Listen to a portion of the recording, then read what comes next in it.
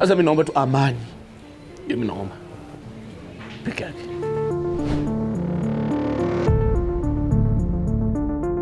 The future of any nation rests on the youth. They are the leaders of tomorrow. The doctors, engineers, accountants, media practitioners, entrepreneurs, musicians, DJs, dancers, and social influencers. Kenyans and Kenyan youth are a force to be reckoned with worldwide. According to statistics, anyone below the age of 35 and above the age of 18 is considered youth in Kenya. According to Kenya's 2019 population census, young people below 35 years comprised 75% of the country's population of 47 million.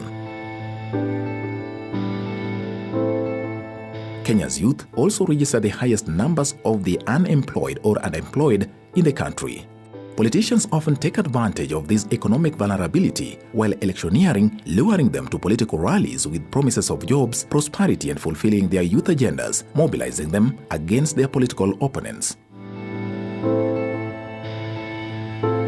Research from the University of Aga Khan Youth Survey 2016 found that Kenyan youth value their individual identity as Kenyans, where 40% identify as Kenyans first and want to be associated with it. The survey also shows that 50% believe it doesn't matter how you make your money as long as you don't end up in jail. Kila mtu na hustle yake.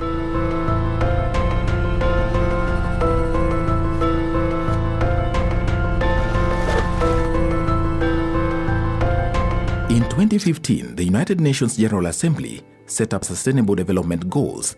Among the 17 interlinked global goals is SDG 16, which promotes peace, justice, and strong institutions. The youth have a great role to play in this goal. So it's important that even as we work to addressing the concerns and the interventions raised by the SDGs, that we really make peace and really make democratic processes and democratic institutions part of our everyday life. So it shouldn't be something left to a single campaign. It should be brought down to an individual so that slowly by slowly the entire society speaks in one voice in terms of keeping peace, promoting peace, but also strengthening democratic processes so that together we can drive forward the agenda that is strengthening democracy in Kenya and contributing to a more peaceful, more developed world. Peace basically means living in harmony and being able to do my daily routines without hiccups. Yani ni life bila vurugu tu, bila kuvurugana. Na mimi naweza ambia wasee, amani ni kitu ya maana sana. Amani inaanzia kwangu na inaanzia kwako. The youth have positive views about politics and democracy, where 90% believe it is important to vote and 70% believe they have the power to make a difference. The youth are the ones that are empowering the country. And we vote because we have that perspective that in our minds, we know that we must make the true leaders. And how do we make true leaders? We make true leaders by making the right decision. That's why I must vote. We just have to vote for our own good. If not for anything, just for the sake of having the right leaders to steer us forward. It is a democratic right in our country, and I'd also like to choose the leaders whom I feel are going to bring some change to the youth and to the society. How do we own our own peace? We see people campaigning back and forth using good and bad tactics. What is our role as citizens? What will be our role during the elections day? How will we ensure that beyond the police, the election, the polling stations are secure, where the most vulnerable can walk in and vote and go home? How do we prepare our people to receive the results? Working in partnership with the government of Kenya and other development actors, UNDP Kenya has supported elections since early 2000. Out of this, UNDP and other key stakeholders which make up the Uwiano Platform for Peace birthed the Let Peace Win campaign just before the climax of the 2022 general elections. Everybody ascribe to the notion that we would want to ensure that we have a peaceful election and peaceful transition. So in view of that, we had the rallying call of Let Peace Win. As UNDP, we are supporting areas including electoral assistance and conflict prevention and preventing violent extremism. We also work with civil society organizations to support access to justice.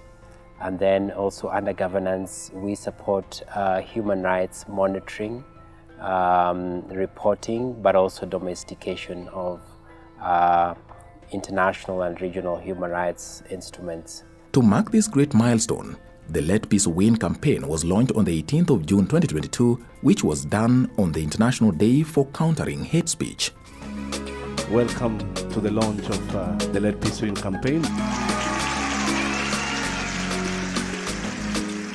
Amnaja vitisho tudumishe amani kwa mtaa, amani suluhisho. So kijana achanuka, consequences ya violence ni kidonda mbaya sana, huwe nanuka. Vijana tuchague amani. Hii ni Kenya, kuna kila kitu, kitu hakuna ni matata. The Let Peace Win campaign seeks to foster a greater commitment to peaceful elections in Kenya, to safeguard the development gains that this great country has already undertaken, to increase inclusiveness and youth participation in the electoral process in the spirit of leaving no one behind, and to mobilize that great dividend of youth to build and promote sustainable peace in all that we do as a country. We would like young people to participate meaningfully in this process, and that is why we have recruited 50 cohesion monitors, and these are in all the counties of Kenya. These majority of them, over 90%, are young people. First, time was taken to understand the kind of leaders the youth in Kenya wanted just before the general elections. You are going to elect a leader of your choice, and you've seen and approved that this is a leader with integrity. That leader must understand the challenges that PWD go through. Alete mabadiliko katika mji wetu hapa mjini. Tuko na shida ya maji, mayouth pia hatuna makazi, atutengeze barabara huko. Kama sisi watu wenye tuko na biashara, akuje kama ni license anatureducia bei, anakuja anatusaidia na fund za kuinua biashara zetu kama mayouth ama wamama. If you don't have a particular group of people around the table, you risk leaving out what affects them very directly. So having the youth at the decision-making table in terms of discussing peace and peace processes is ensuring that you hear their voice, you allow them the space, but also you allow them to be part of creating. So we call it co-creation. So you co-create with them, and that way they're able to participate meaningfully. Leadership is for everybody. It's not only meant for men. Even as the ladies, we can do it. We can rise up to the ballot, fight for that which you think is right. Clearly, the future of a country is in the feeble hands of a strong youth. Let peace win. So in order to implement a project of this magnitude, working alone is not an option. Other UN agencies like the Office of the High Commission of Human Rights had to come in with the issues of human rights. The UN Women also spearheaded the issues of inclusion, making sure that women, the youth, and PWDs wholesomely participated in democratic process. UN Women also monitored violence against women all through the electioneering period. Our partners in government include the Ministry of Devolution, realizing the role that the ministry plays in advancing civic education. That was because it's looking at the broader democratic process. But in 2022, as we narrowed also the focus to elections, our key partner then was the Electoral Management body, IEBC. And so our programming with them was towards mostly enhancing strategic communications and a very huge investment that we made in partnership with them to advance voter education across the country. Targeting youth as voter educators, but targeting youth as the people who receive the voter education messaging, but also targeting youth so that messages of peacefully participating in elections are also spread. We also have within the project the Media Council of Kenya, which is the legally mandated body in terms of regulating how media operates. And our partnership then saw to it that capacity of media was enhanced around, particularly around reporting, electoral reporting, gender-sensitive reporting, conflict-sensitive reporting, of course within the media guidelines that were developed. Vyombo vya habari haswa sana gazeti na redio vina mchango mkubwa sana kuhamasisha vijana kuhusiana na uchaguzi wa amani.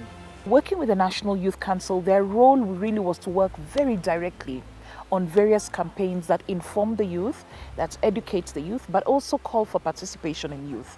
So having all manner of dialogues, particularly in social media spaces, targeted messaging that reaches the youth, and other creative approaches to ensure they participate.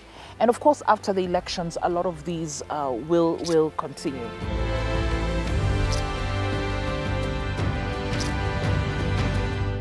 Most of the time, before anything escalates, the security and the police have intelligence. And the UNDP 108 SMS platform was one such source of information. We would actually analyze reports that were coming in from across the country because this platform was open to the whole public. And some of the information that was sensitive, needing security intervention, we would actually share with the Minister of Interior, and they would be able to just pick those things. Issues of tracking of hate speech, tracking of incitements on social media, and that really was, I think, the novel idea, the new thing that we were doing this time round under UNDP. We would actually do social media analysis to see what was being said by the politicians, what was being said by the leaders. And in so doing, we realized that a lot of the incitement that was coming up, we were flagging it and going ahead and maybe putting them even in the press statements that we were issuing as warnings or calling the politicians out. And some would actually respond to that and tone down on the issues of incitement. And that really went a long way in actually curbing conflict. We are concerned by the increasing number of hate speech cases in the social media platforms, with chaotic rallies being a trigger for incitement on social media. Mitandao ya kijamii iko katika nafasi bora zaidi kuboresha amani katika jamii. Kipost kitu kwa mtandao kenye ni negative, labda kuna mtu wako pale anakutambua wewe kama mentor wake, atafuata footsteps zako. Propaganda and innuendos, malicious statements spread fast. So because there's a level of believability about what is in the social media, because we find that something is in social media without somebody verifying, they share. But with us in the field and other stakeholders, we tell them it's very important to post something that will not cause violence, but italeta amani in our community.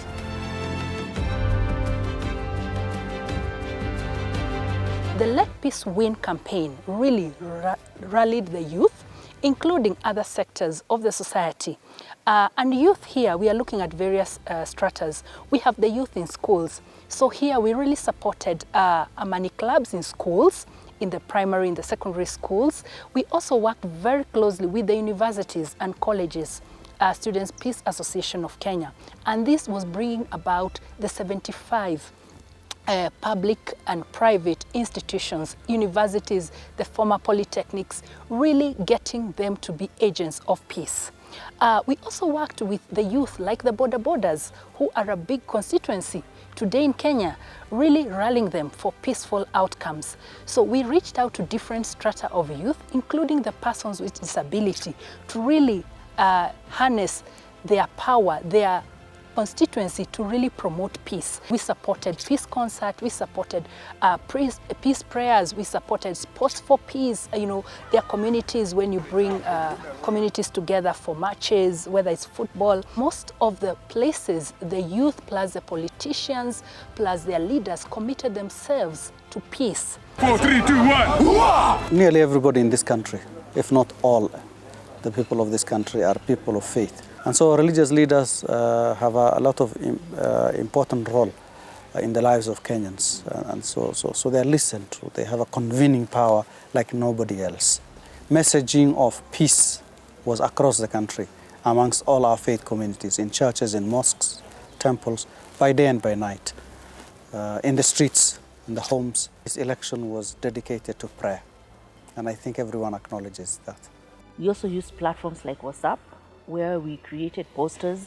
We did messaging short video clips where we distributed through WhatsApp groups of the different interfaith groups within our networks across the country, where we still call them to maintain peace before, during and after the elections.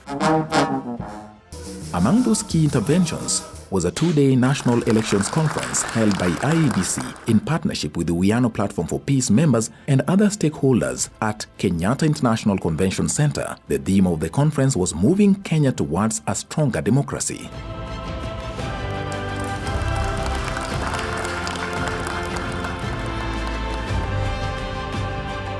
The 9th of August came.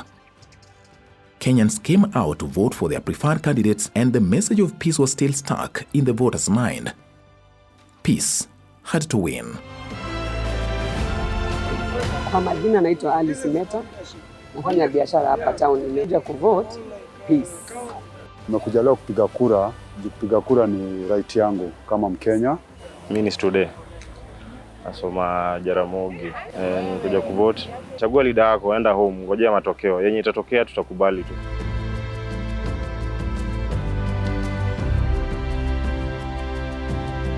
My name is Chelsea Wangoi. Vote for peace, let peace win. Amani ishinde na amani iongoze Kenya na tukue sote kimoja. Vijana vile walikuwa hata nasoma kwa moja, wanakaa kwa moja, walikuwa na amani.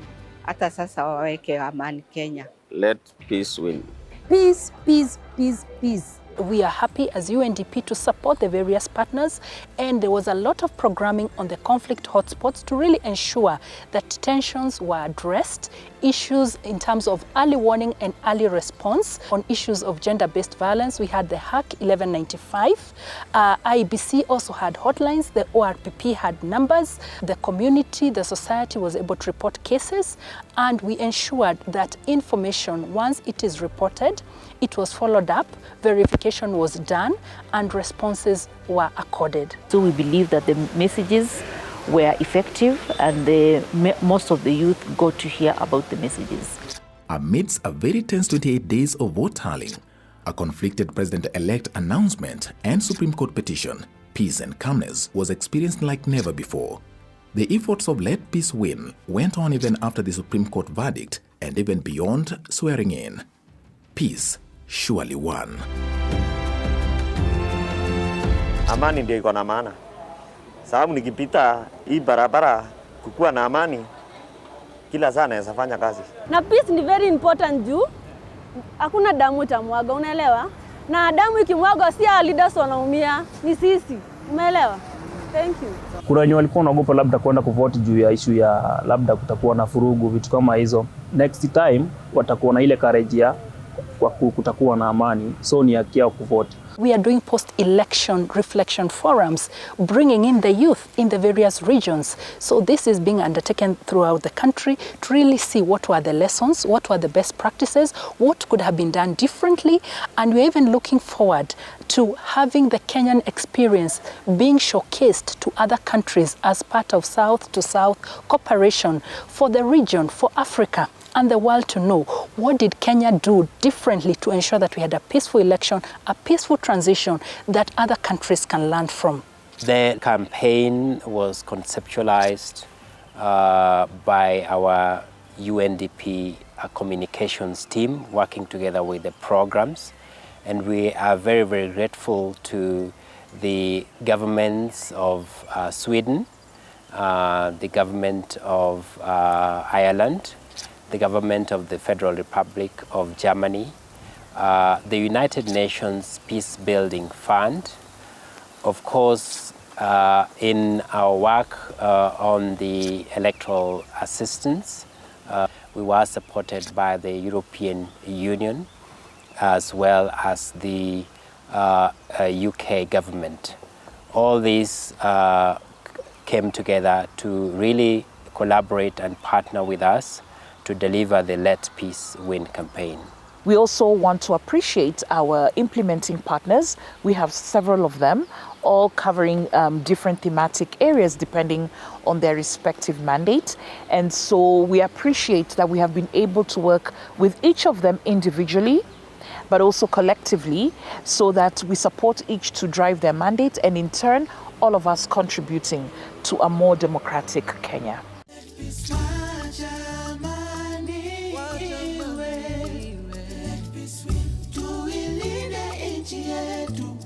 Let peace